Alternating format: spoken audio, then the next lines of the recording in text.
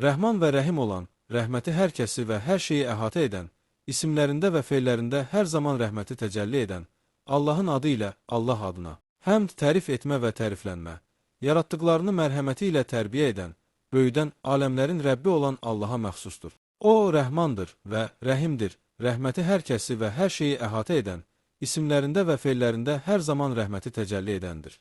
O, hər kəsə bir imtahan olsun deyə, nemət və ya müsibət olaraq verilənlərdən hesaba çəkiləcəyi, din gününün maliki, sahibi və idarə edənidir. Rəbbimiz, yalnız sənə abd olar, eşqlə, məhəbbətlə sənin razılığın və sevginin arxasınca qaçar və yalnız səndən razılığını, yaxınlığını, camalını, möhtac olduğumuz hər şeyi və bunları qazanmaq üçün yardımını diləyirik. Bizi sıratı müstəqimə, sənə gələn dosdoğru yola hidayətçinlə hidayət et. Nemət verdiyin kimsələrin, nəbilərin, sadiqlərin, şahidlərin və salihlərin yoluna, sənə abd olmağı qəbul etməyərək, qəzəbə düçar olmuşların və zəlalətdə qalanların yoluna deyil.